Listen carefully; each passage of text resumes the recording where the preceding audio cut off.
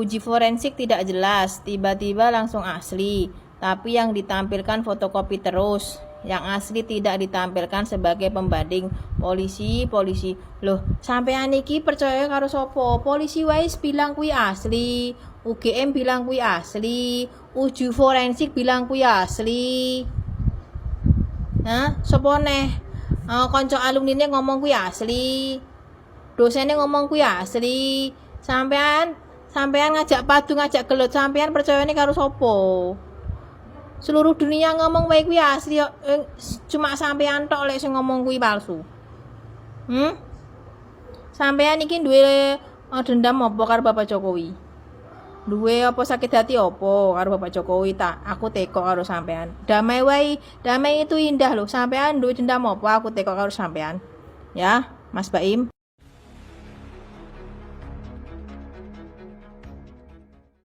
Bareskrim Mabes Polri memutuskan menghentikan penyelidikan laporan terkait dugaan pemilikan ijazah palsu Presiden ke-7 RI Joko Widodo yang dilayangkan tim pembela ulama dan aktivis atau TPUA karena tidak menemukan tindak pidana. Terkait dengan aduan masyarakat, pertama, mereka menyampaikan pengaduan masyarakat atau DUMAS, kewajiban penyelidik melakukan penyelidikan, namun dari pengaduan ini dapat disimpulkan tidak ada perbuatan pidana. Perkara ini dihentikan penyelidikannya. Kata Direktur Tindak Pidana Umum atau Dirtipidum Bareskrim Polri, Brigjen Juhandani Raharjo Puro di Bareskrim Polri Kamis 21 Mei 2025 ini. Ini saya kutip dari CNN Indonesia hari ini ya, 21 Mei 2025. Sebetulnya apa yang dikatakan oleh Brigjen Juhandani ini adalah sesuatu yang sudah patut diduga. Mengapa demikian? Karena masyarakat sudah menduga bahwa Bareskrim Mabes Polri pasti akan membuat suatu kesimpulan seperti yang tadi saya bacakan tersebut ya. Bahwa tidak ada tindak pidana dalam kaitan dengan ijazah palsu Jokowi dan kemudian bahwa penyelidikannya dihentikan. Tapi kita juga tahu bahwa teman-teman baik itu yang berasal dari Universitas Gadjah Mada seperti Dr. Roy Suryo, Dr. Tifa, Dr. Rismon pasti tidak akan berhenti sampai di situ. Mengapa? Seperti yang mereka katakan beberapa hari yang lalu, mereka akan berkolaborasi apa yang disebut dengan epistemic community di tingkat internasional, baik yang berasal dari Amerika Serikat, Australia, atau beberapa negara yang memiliki keahlian dalam melihat apakah sebuah dokumen itu asli ataupun palsu. Dan kita juga pernah melihat juga, dan juga sudah saya tayangkan juga ya, bahwa beberapa orang yang sudah dinyatakan sebagai, saya beri contoh ya, dikatakan sebagai pembimbing skripsi Joko Widodo ya, yaitu Insinyur Kasmujo. Beliau secara tegas menyatakan bahwa beliau bukanlah pembimbing skripsi Joko Widodo. Dia juga bukan pembimbing akademis Jokowi. Mengapa? Karena pada tahun itu dia masih asisten dosen pada tingkatan golongan 3A dan tidak memiliki hak untuk mengeluarkan atau menandatangani kartu rencana studi atau KRS. Dan beliau juga mengatakan bahwa dia juga tidak pernah melihat ijazah Jokowi, dan karena itu dia tidak tahu menahu mengenai apakah Jokowi itu punya ijazah asli atau tidak.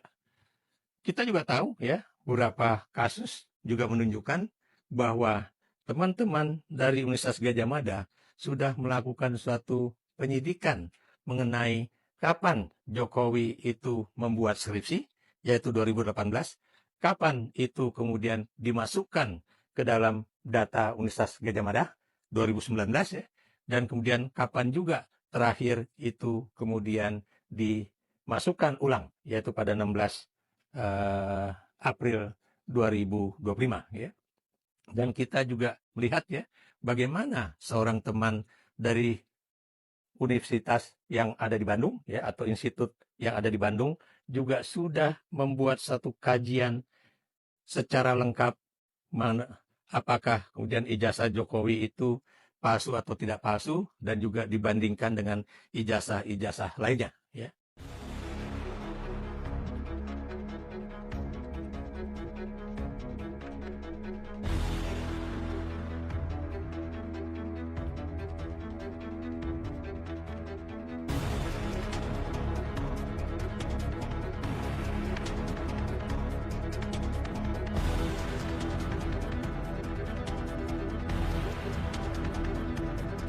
Pak Jokowi itu tidak punya ijazah dari universitas yang mengeluarkan, sedangkan dekan, rektor, ya itu kan yang punya otoritas tentang keabsahan ijazahnya Pak Jokowi, tetapi nggak dipercaya, Bang.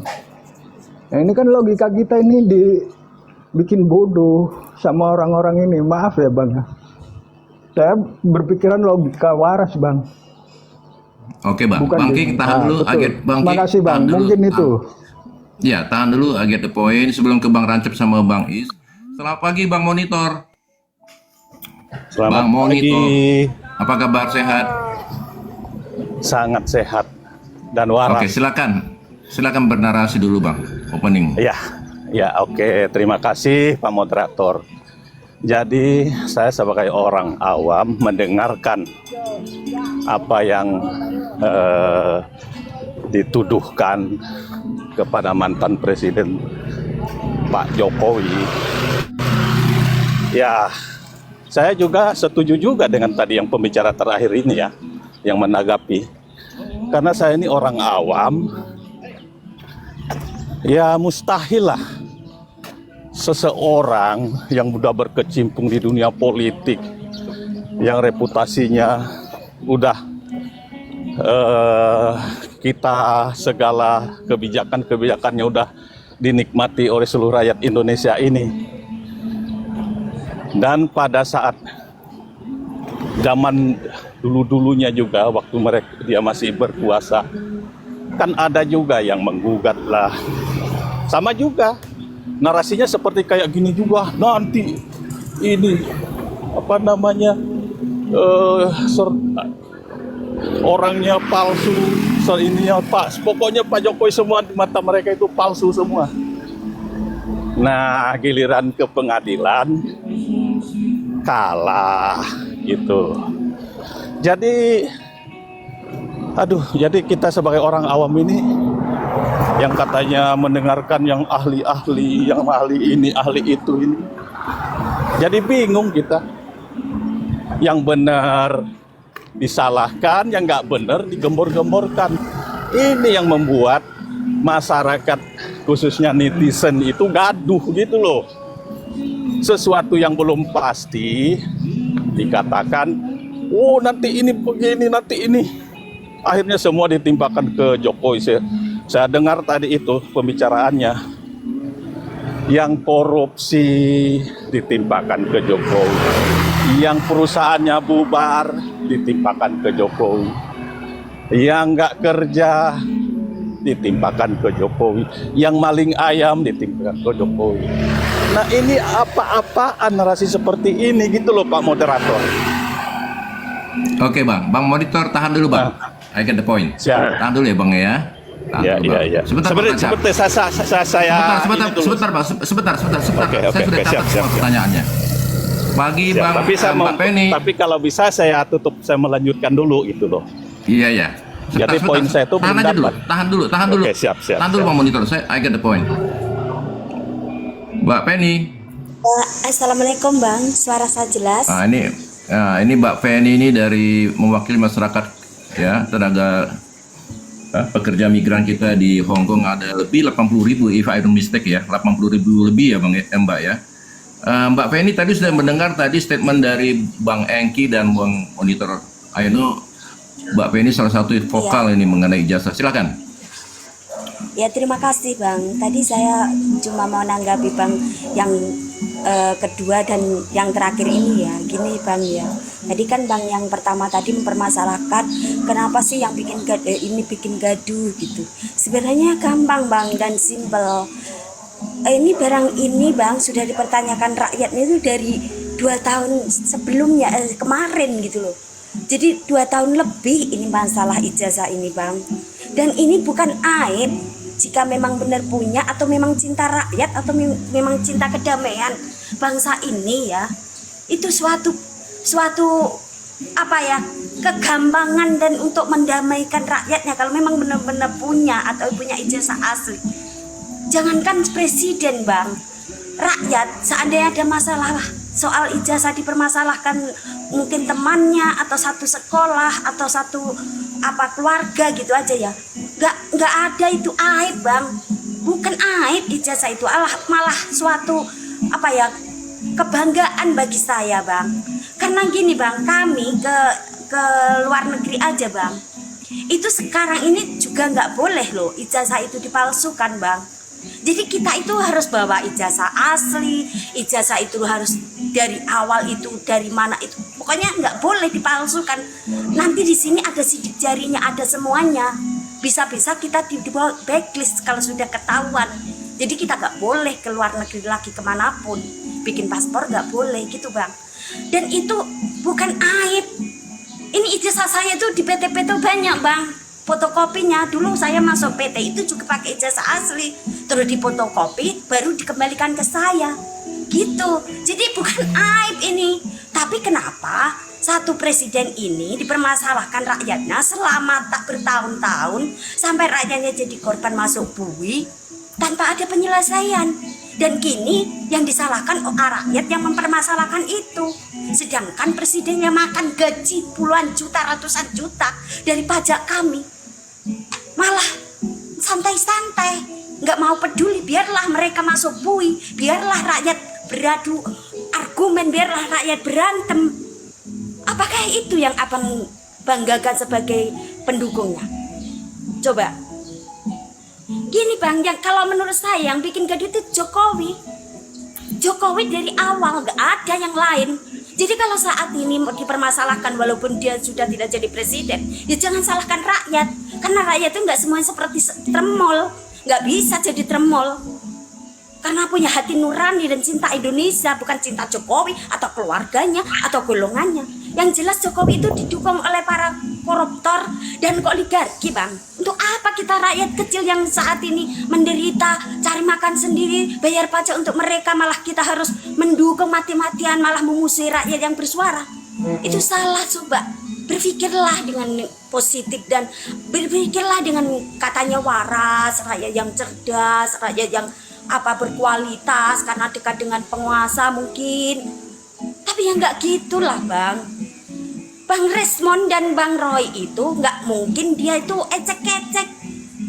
Dan dia tadi ada yang mempertanyakan tentang ijazahnya, itu juga belum tentu. Coba tanya, kalau memang tuntut aja Bang Resmond sama Bang Roy, kamu ijazahnya palsu, lapor polisi, terus diperkarakan gitu bang.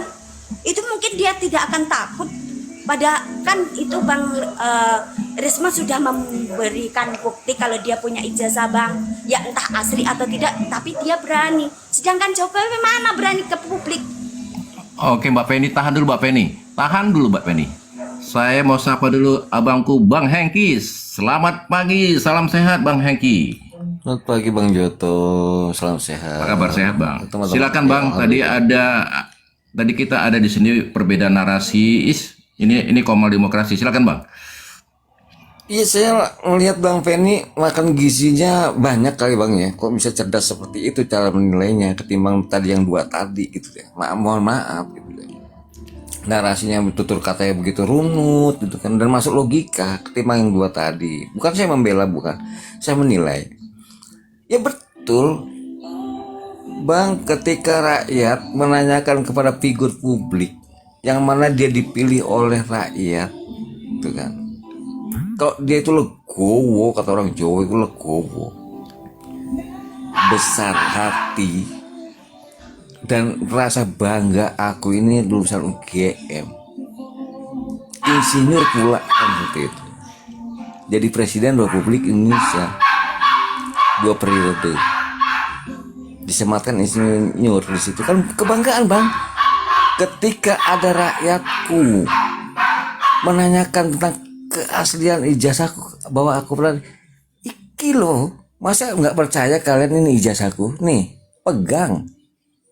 Itu bang kok saya bang, seperti yang dilakukan oleh Presiden Amerika Serikat, ya kan, Barack Obama, ketika diragukan kewarganegaraannya bahwa Barack Obama itu bukan warga negara Amerika, seluruh rakyat bahkan 50%-nya, apa yang dilakukan oleh Barack Obama? Diambil bang di dalam hari itu akte kelahirannya, ditunjukkan, bungkam, selesai semua bang.